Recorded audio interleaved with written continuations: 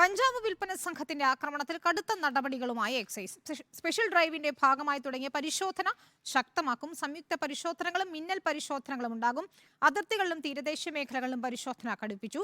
അഞ്ജു ജയപ്രകാശ് നൽകും വിവരങ്ങൾ. അഞ്ജു, ഏത് സാഹചര്യത്തിലാണ് ഇപ്പോൾ പരിശോധന ശക്തമാക്കാനുള്ള എക്സൈസിന്റെ തീരുമാനം? ഒപ്പം ഈ പലപ്പോഴും സംഭവിക്കുന്ന പ്രതിസന്ധി പരിശോധനയ്ക്ക് പോകുന്ന സംഘങ്ങളെ കഞ്ചാവ് സംഘങ്ങൾ ആക്രമിക്കുന്ന ഒരു അവസ്ഥയുണ്ടാകുന്നതാണ്. അതിൽ എന്ത് നടപടികളായിരിക്കും സ്വീകരിക്കുക?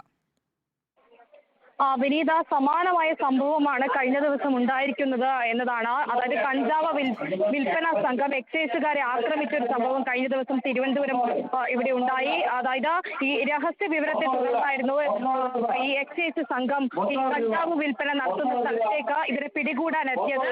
അങ്ങനെ എത്തിയ എക്സൈസ് സംഘത്തിന് നേരെയായിരുന്നു ആക്രമണം ഉണ്ടായത്.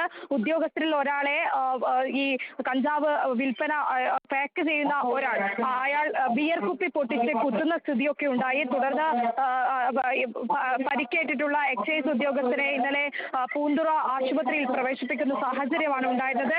ഓടി രക്ഷപ്പെട്ടിട്ടുണ്ടായിരുന്ന പ്രതികളെ പിന്നീട് തിരുവല്ലം പോലീസ് പിടികൂടുന്ന സാഹചര്യവും ഉണ്ടായി. ഈ സാഹചര്യത്തിലാണ് ഇപ്പോൾ പരിശോധന അല്പം കൂടി കടുപ്പിക്കാൻ എക്സൈസ് തീരുമാനിച്ചിരിക്കുന്നത്.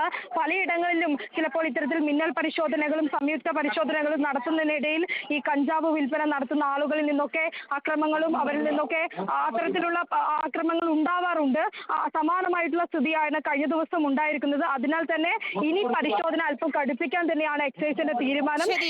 സ്പെഷ്യൽ ഡ്രൈവ് ഉൾപ്പെടെ പരിശോധനകൾ ശക്തമാക്കുകയാണ് എക്സൈസ് വകുപ്പ്. അഞ്ജു ജയപ്രകാശാണ് വിവരങ്ങൾ നൽകിയത്.